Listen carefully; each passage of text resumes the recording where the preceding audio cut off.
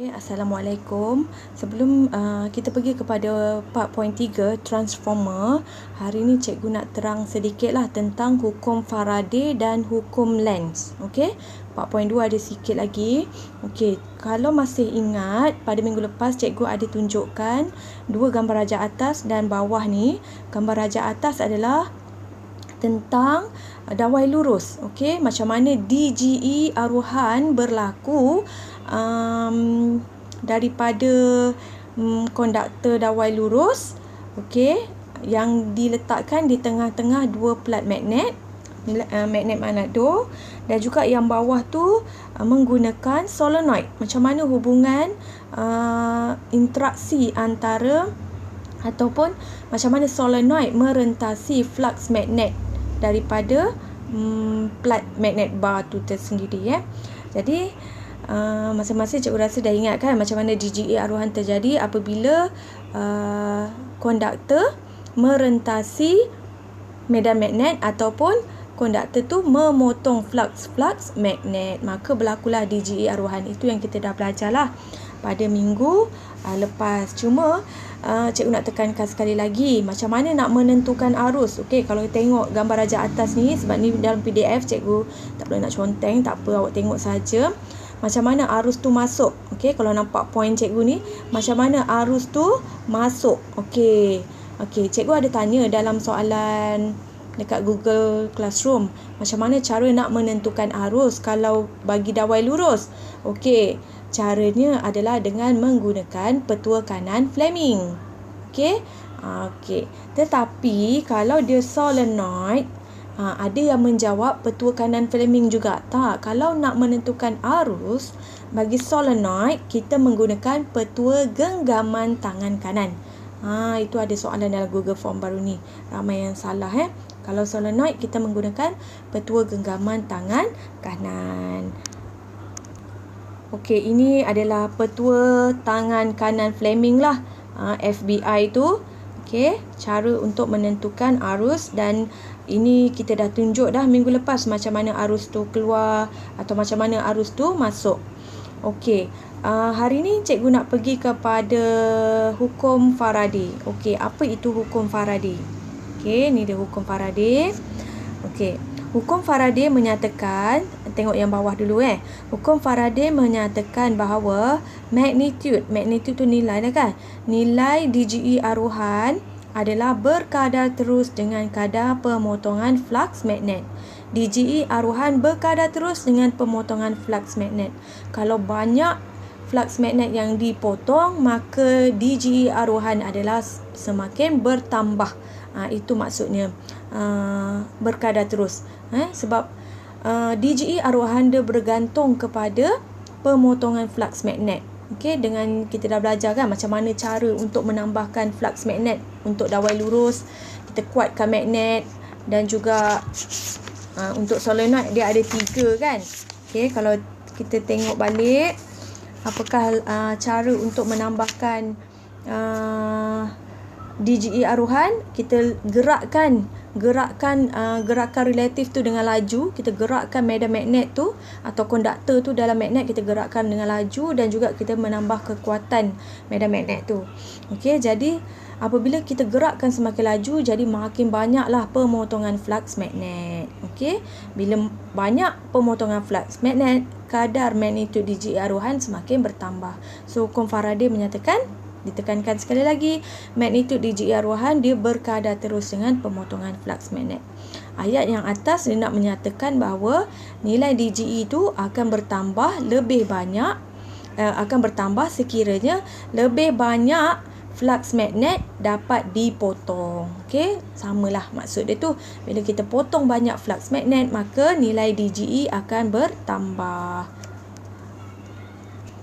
Okey, manakala bagi solenoid menggunakan hukum Lenz, di mana untuk menentukan kekutuban magnet di hujung solenoid apabila arus aruhan berlaku. Nanti cikgu jelaskan.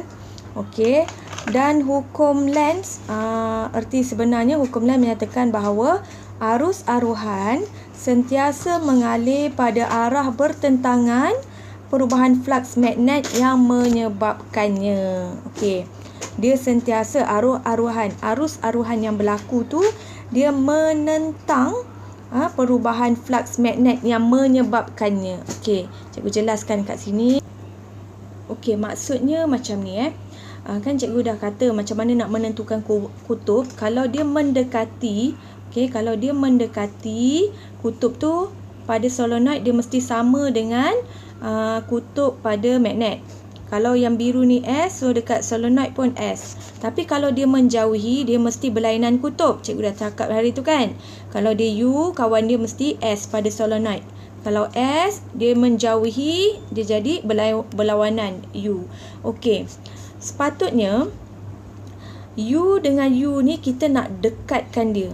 Okey, kita nak dekatkan dia. Tetapi arus aruhan yang berlaku pada kes yang A ni, dia menghasilkan kutub utara di hujung solenoid. Betul lah, dia menghasilkan kutub utara sebab dia mendekati U dengan U untuk menolak magnet yang mendekati solenoid. Sebab apa?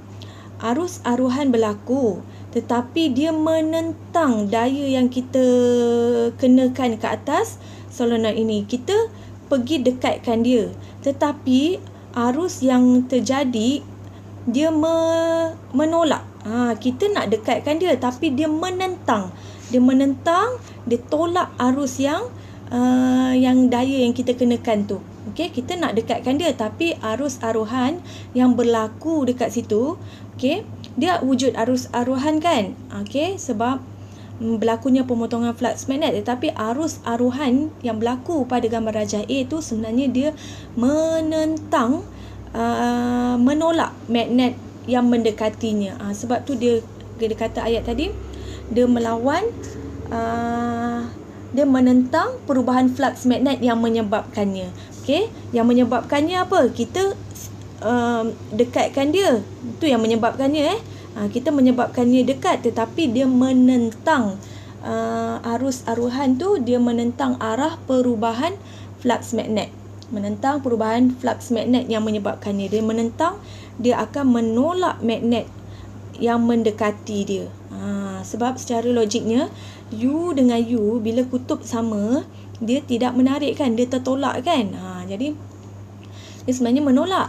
Kita dekatkan dia. Jadi daya tolakan tu dia menampak dia bertentangan dengan apa yang kita kenakan yang menyebabkan dia tu. Okey, contoh yang C lah. Okey, apa yang menyebabkannya? Okey, kita menyebabkan dia menjauhi. Kita yang menyebabkan dia tu menjauhi sebab kita yang menolak kutub tu daripada solenoid tu. Jadi apa yang berlaku pada solenoid tu, kutub dia S. Okey, sepatutnya kita jauh, tetapi arus aruhan yang berlaku di situ, arus aruhan menghasilkan kutub selatan di hujungnya untuk menarik. Okey. Sebab itulah dia jadi S dekat situ. Mungkin ada tertanya-tanya kan, kenapa sebelum ni kita ingat, okey, kalau dia mendekati, dia kutub sama. Kalau menjauhi, dia kutub berlainan. Okey, contoh yang C tu. Kita menjauhi dia. Bila jauh, cikgu kata, okey, kutub dia adalah S. Sebab cikgu suruh hafal kan, bila jauh kutub dia S. Sebenarnya kenapa kutub dia S dekat situ? Hukum Lenz menyatakan dia sebab kita menyebabkan dia jauh. Okey, kita nak jauhkan dia, tetapi arus aruhan yang berlaku tu dia mesti, itu jauh, dia mesti nak tarik balik. Dia menentang. Kita nak jauh, dia nak dekatkan balik. Jadi waktu dia nak mendekatkan dia tu, dia mestilah letak S di situ. Sebab utara dengan selatan akan menyebabkan dia menarik. Macam tu lagi jelas. Okey, contoh yang B.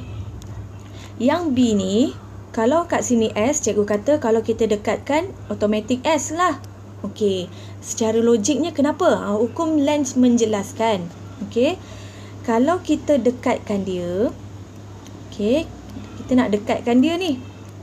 Kita nak mendekatkan dia. Tetapi hukum Lenz tak nak dekat. Dia mesti menentang. Okey, menentang. So, kalau tu dekat, dia hukum Lenz mesti menolak lah. Jadi, macam mana dia fikir? Macam mana nak tolakkan solenoid dengan kutub ni? Jadi, dia kata kalau dia tolak, kan kita tahu kan, kalau magnet yang sama menolak, kalau magnet yang sama, dia mesti menolak. Jadi dia letaklah S dekat situ. Supaya sama dengan S yang biru tu. Bila S dengan S, sebab itulah mudah dia untuk menolak. Okey. Sebab apa dia kena tolak? Dia memang hukum Lenz, dia memang bertentangan dengan daya yang menyebabkannya. Okey, kita nak menyebabkan dia, kita nak dekatkan dia, itu maksud menyebabkan. Kita nak mendekatkan dia, tapi dia tak nak. Dia nak mesti menentang. Jadi kalau nak menentang, so dia kena menolak lah magnet mendekati solenoid. Dia halang magnet tu mendekati solenoid. So dia letaklah kat situlah terjawabnya kenapa letak huruf S. Okey, alang-alang kita terangkan dekat D. Okey, kalau sini S, cikgu kata kalau dia menjauhi, dia mesti U dekat situ. Okey, apa yang menyebabkannya? Kita menyebabkannya untuk jauhkan dia kan, solenoid dengan magnet ni. Tetapi hukum Lenz kata jangan jauh, nak dekatkan. Tadi bila dia nak tarik balik, flux magnet tu nak tarik balik magnet tu, so dia letaklah kutub yang berlainan. Sebab itulah U dekat situ. Okey, arus aruhan menyebabkan kutub utara. Okey, pemotongan flux magnet tu wujudnya arus aruhan. Jadi arus aruhan itulah yang menghasilkan kutub utara di hujung dia, sebab dia nak menarik balik, menarik magnet yang menjauhi solenoid tu, yang menyebabkan dia jauh, dia nak tarik balik. Itulah maksudnya tadi tu, menentang perubahan flux magnet yang menyebabkannya. Okey, kita sebabkan dia jauh, tapi dia tak nak, dia nak menolak dia. So penentangan perubahan flux magnet itu adalah di bawah hukum Lenz. Okey. Okey, seterusnya sebelum kita pergi 4.3, dia ada nota sedikit tentang penjana arus terus dan penjana arus ulang-alik. Dekat muka surat 144, kita dah belajar dah tentang arus ulang-alik kan, yang ada komutator tu. Okey, yang ada komutator tu, ingat komutator terbelah tu. Okey, dia tujuan dia apabila dia berputar separuh putaran, dia menyongsangkan arah arus tu. Kita dah belajar dah sedikit muka surat 144. Okey, arus terus dan arus ulang-alik.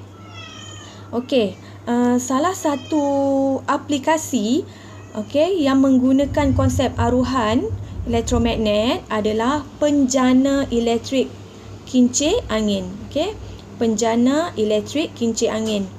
Penjana elektrik kincir angin ni, kalau tengok buku teks muka surat 159, okey, dia menggunakan konsep aruhan elektromagnet. Okey, mungkin angin tu yang menyebabkan kipas tu bergerak. Okey, kadar pergerakan kipas tu mungkin disebabkan oleh aruhan elektromagnet tu. DGE teraruh, mungkin di dalam tu ada magnet dan ada gegelung. Okey, bila angin bergerak, jadi gegelung magnet tu akan mendekati dan menjauhi gegelung solenoid itu, yang menyebabkan arus terjadi. Okey, maka kipas tu dengan berputar dengan lebih laju lah. Okey, itu kincir, penjana kincir angin. Dan apabila kipas tu bergerak dengan laju, maka terjadinya arus elektrik. Arus elektrik. Okey, terdapat dua jenis penjana, iaitu penjana arus terus dan penjana ulang-alik. Kalau tengok muka surat 160, tak silap cikgu dalam buku teks 160 ni, dalam buku teks. Okey, ini dia tunjukkan penjana arus terus dan penjana arus ulang-alik. Okey, di mana apa yang berbeza kita nampak dekat gegelung tu ya. Pada gegelung tu ada, gegelung tu disambungkan pada komutator jenis gelang terbelah yang warna kuning tu, manakala arus ulang-alik gegelung tu disambungkan kepada gelang gelincir. Okey, gelang gelincir tu warna kuning tu dia tidak terbelah, dia ada dua gelang gelincir kat situ. Yang A tu dia ada komutator jenis gelang dia. Tu gelang terbelah, yang tu gelang gelincir. Okey. Ini dalam muka surat 160 lah, gambar rajah arus terus dan penjana arus ulang-alik. Dan dekat 160 tu dia ada imbas saya. So awak boleh scan QR code, dia terangkan macam mana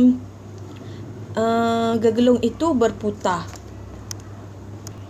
Okey, seterusnya ni cikgu dah terconteng lah pula. Apa persamaan penjana arus terus dan ulang-alik? Okey, persamaan dia kedua-duanya menggunakan konsep aruhan, mengaplikasikan konsep aruhan elektromagnet. Okey. Aruhan elektromagnet. Manakala gegelung diputarkan oleh daya luar, dua-duanya dikenakan oleh daya luar, mungkin angin. Kalau kincir angin tadi disebabkan angin yang menyebabkan gegelung itu diputarkan. Okey. Gegelung memotong flux magnet. Okey, apabila angin itu menyebabkan gegelung itu bergerak, okey, bila gegelung itu berputar, dia akan memotong flux magnet. Itu konsep aruhan elektromagnet kan. Dia memotong flux magnet. Disebabkan daya luar tu, gegelung itu akan berputar dan memotong flux magnet. Maka apabila flux magnet terpotong, DGE aruhan di dalam gelung itu terjadi. Ini persamaan dia lah. Dia banyak menceritakan tentang konsep aruhan elektromagnet, di mana flux magnet dipotong, maka DGE teraruh berlaku di dalam gegelung. Okey, dari segi perbezaannya, perbezaan dia banyak cerita pada macam struktur gambar rajah tadi. Okey, kalau arus terus, hujung gegelung tadi tu, hujung gegelung tu disambung pada komutator gelang terbelah yang warna kuning tadi, cikgu dah tunjuk. Komutator yang cikgu pernah cakap, kalau dia banyak belahan dia makin bagus, sebab waktu dia berputar separuh putaran pertama tu, nanti dia dapat menyongsangkan arus dengan cepat, maka lebih cepatlah dia berputar.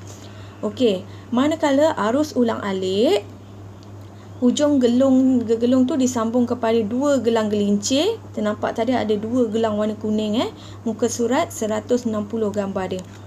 Okey, perbezaan dia untuk arus terus, dua bahagian komutator saling bertukar sentuhan dengan berus karbon pada setiap separuh bulatan. Okey, ini samalah macam kita belajar baru ni 144 tu. Apabila dia berputar, dia akan menyentuh dengan berus karbon. Okey, setiap separuh bulatan. Apabila dia berada di tegak, bila dia tegak, dia tidak akan menyentuh berus karbon. Macam kita belajar hari tu kan, nanti awak tengok macam mana dia pusing. Okey, bila dia dah habis tengah, dia masuk kepada separuh putaran kedua, dekat situ dia menyentuh balik karbon, dan dekat situlah separuh putaran tu akan berlaku penyongsangan arus. Manakala kalau arus ulang-alik, gelang-gelang gelincir sentiasa bersentuhan dengan karbon yang sama. Okey, sebab dia tak terbelah, so dia sentiasa bersentuhan lah. Waktu dia pusing tu, dia sentiasa menyentuh berus karbon yang warna biru. Nanti tengok balik gambar rajahnya. Tetapi disebabkan yang arus terus ni, disebabkan dia ada belahan, maka dua bahagian komutator saling bersentuhan dengan berus karbon pada separuh putaran. Separuh putaran dia menyentuh, lepas tu bila dia tegak, dia tak menyentuh. Bila dia masuk separuh putaran kedua, dia menyentuh balik. Okey. Penjana arus terus, beza dia output. Okey, output tenaga elektrik yang dihasilkan adalah output arus terus. Manakala arus yang untuk ulang-alik adalah output arus ulang-alik. Itu dia habis dalam 4.2. Tadi cikgu terangkan tentang hukum Faraday dan hukum Lenz, dan juga aplikasi penjana kincir angin yang menggunakan konsep aruhan elektromagnet, dan beza penjana arus terus dan penjana ulang-alik. Nanti kita sambung dengan 4.3 transformer, di mana topik yang terakhir dalam bab 4.